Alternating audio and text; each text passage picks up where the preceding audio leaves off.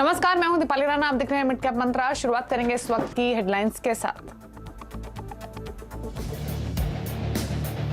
बाजार में आज फिर बैंक शेयरों ने बनाया दबाव। बैंक निफ्टी 250 अंक नीचे। ICICI bank, Kotak Mahindra bank ने बनाया दबाव। 17,900 के पास पहुंचा निफ्टी, लेकिन मिड कैप इंडेक्स कर रहा है आउट परफॉर्म।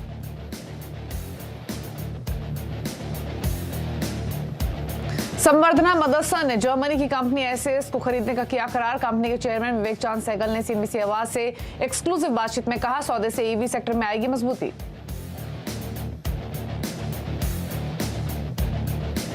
एनएमडीसी स्टील 30 रुपए 25 पैसे प्रति शेयर के भाव पर हुआ लिस्ट। खुलने के बाद लगा 5% का अपर सर्किट। अक्टूबर में एनएमडीसी से डीमर्ज होकर बनी है कंपनी। पीथमपुर प्लांट पर 8 आपत्तियां मिलने से सिप्ला में तेज गिरावट। शेयर 6% से ज्यादा फिसलकर वायदा का टॉप लूजर बना। यूएसएफडीए ने 6 से 17 फरवरी के बीच की थी जांच।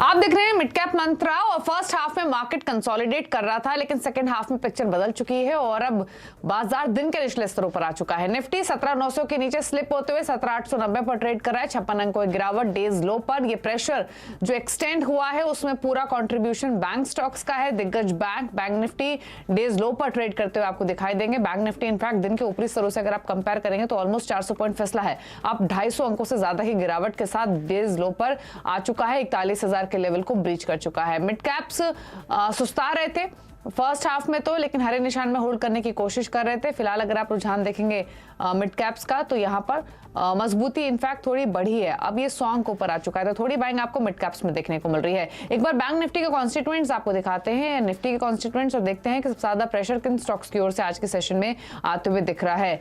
बैंक निफ्टी में आपको दिग्गज बैंक जो हैं, ICICI bank, HDFC bank, Kotak bank, SBI, ये गिरावट के साथ कारोबार कर रहे हैं, जो मार्केट को नीचे ड्रैग कर रहे हैं। और अगर आप निफ्टी कॉन्स्टिट्यूएंट्स को देखेंगे आज के सेशन में तो आईटी से थोड़ा सपोर्ट आ रहा है, लेकिन अगेन प्रेशर है बैंक स्टॉक्स की तरफ से, रिलायंस की तरफ से, साथ ही फार्मा में सिप्ला जो कि खबरों के इंपैक्ट की वजह से फिसला है आज के सेशन में। फटाफट से एक बार एशियाई बाजारों को देख लेते हैं।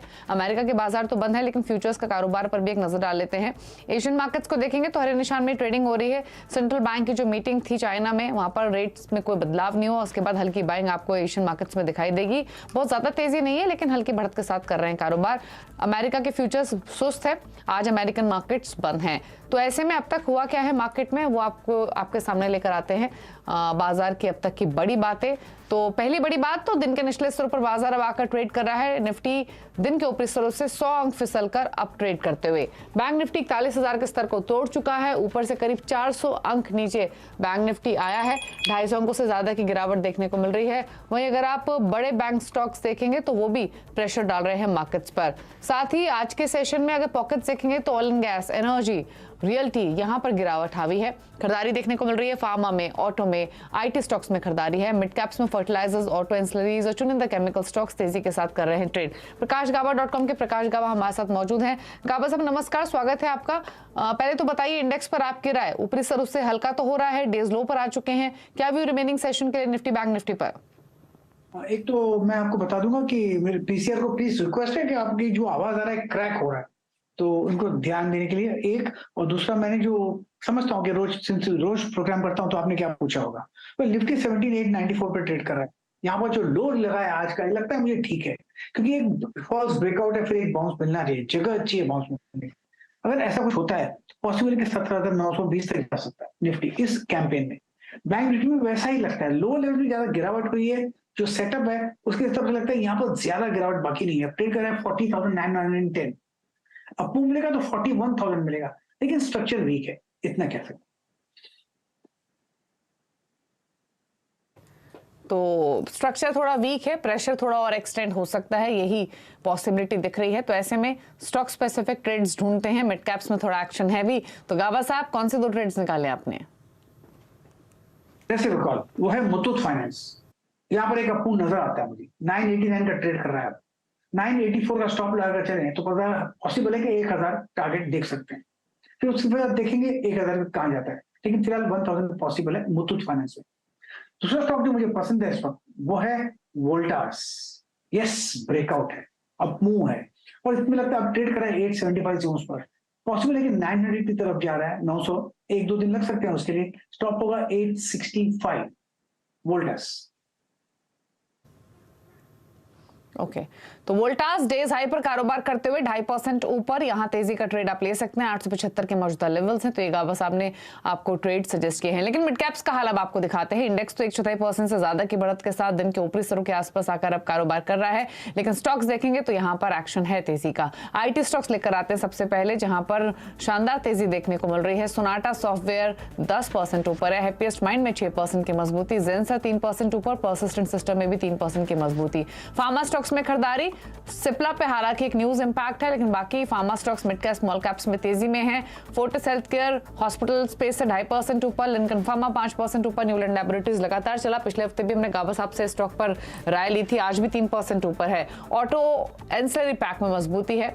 संवर्धना मदरसन खबरों का असर 3% ऊपर, सोना बीएलडब्ल्यू 2.5% ऊपर, जीटीकेटी इंडिया 10% ऊपर है और जेबी मोटो में 5% की मजबूती देखने को मिल रही है। साथ ही एक बार लेकर आते हैं केमिकल स्टॉक्स। हालांकि केमिकल स्टॉक्स का जो पैक है ये मिक्स्ड पैक है, इसमें आपको स्पेशलिटी केमिकल, एग्रोकेमिकल, डाइज से जुड़ी कंपनी सब पे मिली जुली दिखेंगे। लेकिन सुमितोमो केमिकल 10% ऊपर, बुडल केमिकल में 3% का मूव, नवीन फ्लोरिन 2.5% ऊपर, कनोरे केमिकल भी 9.5% ऊपर कारोबार करते हुए। आखिर में फर्टिलाइजर स्टॉक्स दिखाते हैं एक तेजी वाली पॉकेट, जहां पर जीएनएफसी, जीएसएफसी, दीपक फर्टिलाइजर, एनएफएल 1.5% से लेकर 3% की तेजी के साथ कर रहे हैं ट्रेड। गिरावट रियल्टी में है तो रियल्टी स्टॉक्स ले आते हैं। Lodha, Mahindra life, IB real, Phoenix लाल निशान में कारोबार करते हुए आधा से 4% की गिरावट देखने को मिल रही है। लेकिन ऑटो एंसिलरी पैक में एक्शन है। दो स्टॉक्स पर स्पेशली गाबा साहब की राय लेंगे। पहले तो ले लेते हैं संवर्धना मदरसन सुमी का, जहां पर शानदार तेजी आज के सेशन में देखने को मिल रही है और इस तेजी के पीछे एक वजह भी है। वजह यह है कि कंपनी ने जर्मनी की एसएस ऑटो सिस्टम में 100% हिस्सेदारी खरीदने का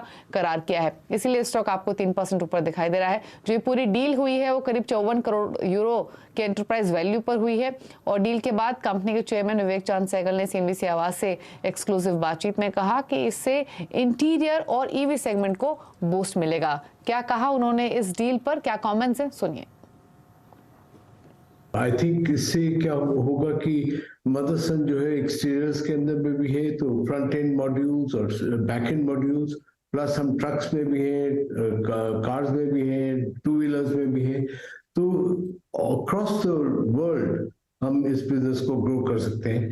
दैट्स व्हाई दिस ये एक्विजिशन जो है बहुत एक्साइटिंग। ये इंजन अवर्स है, मतलब आप इलेक्ट्रिक व्हीकल्स का भी कर सकते हैं, नॉन इलेक्ट्रिक व्हीकल्स का भी कर सकते हैं, बट आज का जो ट्रेंड है करीब 50%, 40-50% के करीब जो हम लोगों से उनसे मालूम पड़ा है is electric vehicle in some form or the other. तो स्टॉक पर तो रिएक्शन देखने को मिल ही रहा है। तमाम डिटेल्स यहाँ पर मैनेजमेंट ने बताई भी हैं। ईवी सेगमेंट में स्पेशली बूस्ट मिलेगा इस डील के बाद, और अगर इस डील की और बारीकियों की बात करें तो जर्मनी की ये कंपनी है एसओएस ऑटो सिस्टम्स, इसको कंपनी ने खरीदा है और इस खबर के आने के बाद हमने 6% का सर्च भी देखा था। और ये डील कोई पार्शियल स्टेक के लिए नहीं हो रही बल्कि 100% हिस्सेदारी के लिए करार हो रहा है। तो ये एक इंपॉर्टेंट डेवलपमेंट मदरसन सुमी के लिहाज से, और एक्सपेक्टेशंस है कि सेकंड क्वार्टर FY24 तक ये डील पूरी हो सकती है।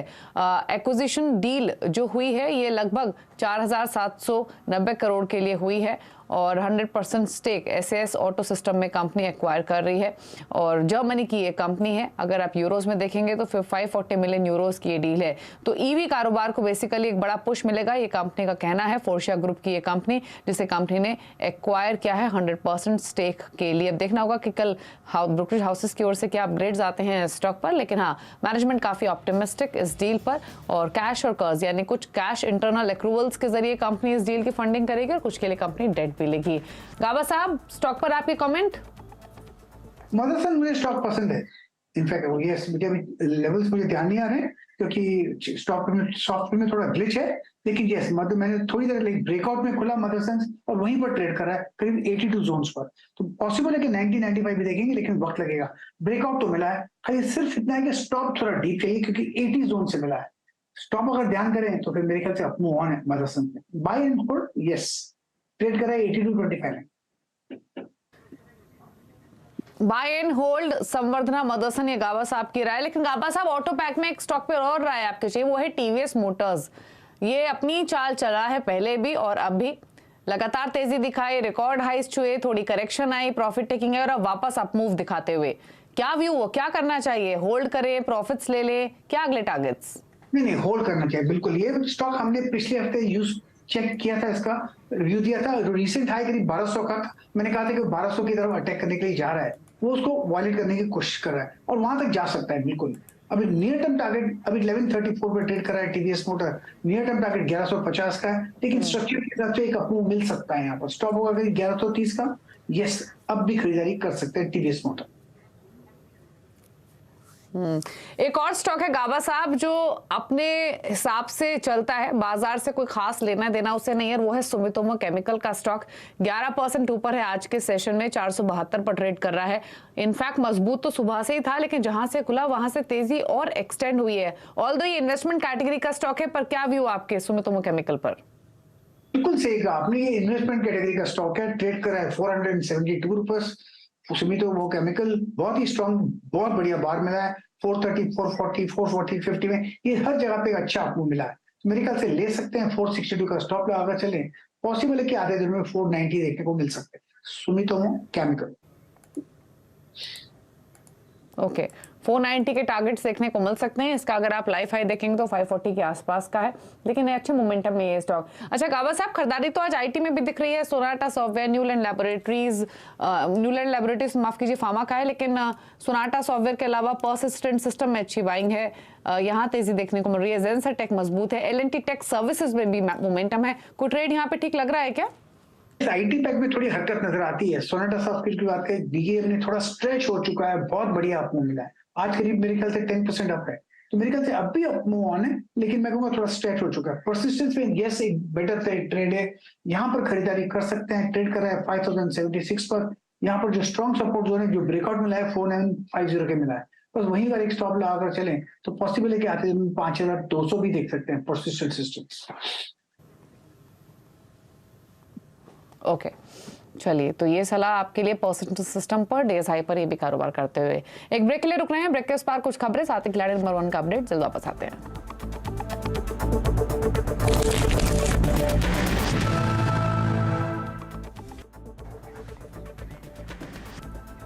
आप देख रहे हैं मिड कैप मंत्रा और आगे रुक करते हैं कुछ इंपॉर्टेंट खबरों का। जल्द ही आपको अनचाही कॉल्स और एसएमएस से छुटकारा मिल सकता है। अनचाही कॉल्स और एसएमएस रोकने के लिए टेलीकॉम कंपनियां नेटवर्क में आर्टिफिशियल इंटेलिजेंस से लैस स्पैम फिल्टर लगाने की तैयारी कर रही हैं। क्या डिटेल्स हैं बताने के लिए असीम है हमारे साथ, बताइए असीम। अनचाही कॉल्स दिन में रिसीव करता है और अनचाही कॉल्स में भारत का चौथा नंबर है, यानी कि सबसे ज्यादा चौथे नंबर भारत में लोगों को अनचाही कॉल्स आती हैं। टेलीकॉम रेगुलेटर आई ने पिछले हफ्ते टेलीकॉम कंपनियों को निर्देश दिए थे कि अनचाही कॉल्स पर सख्ती बरती जाए, तब टेलीकॉम कंपनियों ने इसकी तैयारी पूरी कर ली है। तो सूत्र के हवाले से जानकारी मिल रही है, भारतीय एयरटेल ने एक ग्लोबल कंपनी के साथ अनचाही कॉल्स रोकने के लिए करार किया है और उसका ट्रायल जारी है। जल्द ही कंपनी इसको आर्टिफिशियल इंटेलिजेंस मशीन लर्निंग के जरिए नेटवर्क को फिल्टर करेगी और अनचाही कॉल्स आप तक नहीं पहुंचेंगी। दूसरी तरफ मैं वोडाफोन आइडिया की बात करूं तो वोडाफोन आइडिया ने भी रेगुलेटरी सैंडबॉक्स का सक्सेसफुल ट्रायल कर लिया और कंपनी इसको डिप्लॉय करने की तैयारी कर रही है, यानी कि एक हफ्ते के अंदर अंदर दोनों कंपनियां इसको इस आर्टिफिशियल इंटेलिजेंस मशीन लर्निंग को डिप्लॉय कर देंगी। इसके बाद आपको अनचाही कॉल्स आने में काफी कमी आ जाएगी। जो जानकार मान रहे हैं कि 70 से 80% तक आपको कमी अनचाही कॉल्स के अंदर आती हुई एक हफ्ते से 2 हफ्ते के अंदर दिख सकती है। तो आपको अनचाही कॉल से अब छुटकारा मिलने वाला है। आपके लिए जो आप उपभोक्ता है उसके लिए एक राहत की खबर। ओके तो चलिए, अच्छी खबर एक आम कंज्यूमर के लिए, क्योंकि अनचाही कॉल और एसएमएस एक ऐसी समस्या जिससे हम सभी जूझते हैं, लेकिन अब इससे जल्द छुटकारा मिलते हुए दिखाई देगा। शुक्रिया आपका असीम में डिटेल्स बताने के लिए। भारतीय एयरटेल पे एक राय भी ले लेते हैं। अगेन गावा साहब, भारतीय एयरटेल पर आपके कमेंट 784 पर ट्रेड करते हुए अपने हिसाब से चलता है ये स्टॉक भी, लेकिन आज 1% ऊपर है, क्या व्यू है? या सुबह से ऊपर है भारतीय एयरटेल, मैंने देखा तो देखिए इसका जो चार्ट है लगता है कि अब थोड़ा साइडवेज है, लेकिन अब मूव ऑन है। 780 में स्ट्रॉन्ग सपोर्ट जोन है, अगर 780 बरकरार है तो पॉसिबल है कि 790 में देखेंगे आते दिन में। यस, भारतीय एयरटेल।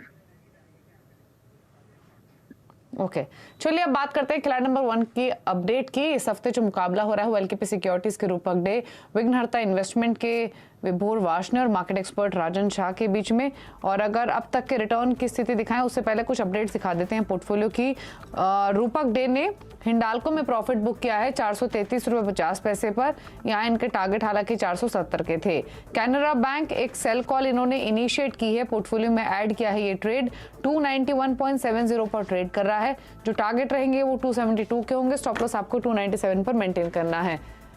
तो ये एक सेल कॉल आई है हमारे एक्सपर्ट की ओर से। विभोर वार्ष्णेय के पोर्टफोलियो को देखें तो इन्होंने गुजरात अंबुजा एक्सपोर्ट से एग्जिट किया है 243 के लेवल्स पर 270 के टारगेट से।